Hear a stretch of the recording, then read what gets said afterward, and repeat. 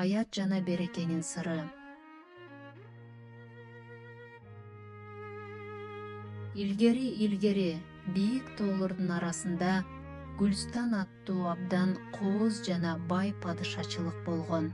Бул жерде Аят аттуу кичинекей ханзада жашачу. Анын каалаганынын баары бар эле: эң таттуу жемиштер, эң кооз оюнчуктар жана бүтпөгөн суу булактары. Бирок Аяттын бир жаман адаты бар болчу. Ал эч нерсени үнөмдөчү эмес. Аяттын Топу аттуу кичинекей сыйкырдуу досу бар эле. Топу бул акылдуу жана эмгекчил сары чычкан. Ал дайыма ханзаданын артынан жүрүп, ал таштап кеткен нандын көкүмдөрүн чогултуп, ачык калган сууларды жаап жүрчү. Аят ысырап кылба, береке качат деп Топу көп айтчу. Бирок Аят аны уккусу келген жок.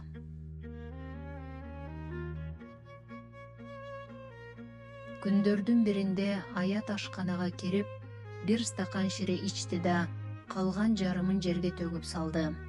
Анан ал колун жууп жатып, сууну шылдыратып, ачык калтырып ойноп кетти. Ошол замат Гүлстанда кызыктай нерсе боло баштады. Асмандагы күн бүркөлүп, падышачылыктын эң чоң булагы соолуп калды.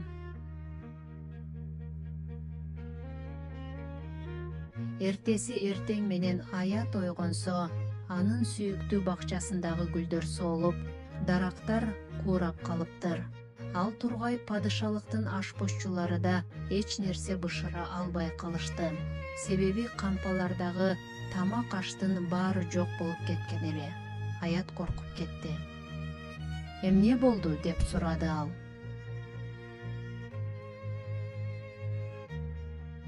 Аят бакчада иштеген кары устаны жолуктурган. Уста абдан капалуу көрүндү. Ханзадам, биз ысырап кылган ар бир нерсе бул табияттын белеги. Биз аларды сыйлабасак, береке бизди таштап кетет, деди уста өшкүрүнүп. Аят биринчи жолу өзүнүн катасын түшүнө баштады. Топу, мага жардам берчи, деп суранды Аят досунан. Топу аны падышачылыктын четиндеги ысырап өрөөнүнө алып барды. Ал жерде Аят өзү таштаган нандардын, төгүлгөн суулардын жана сындырган оюнчуктарынын чоң тоо болуп үйүлүп жатканын көрдү.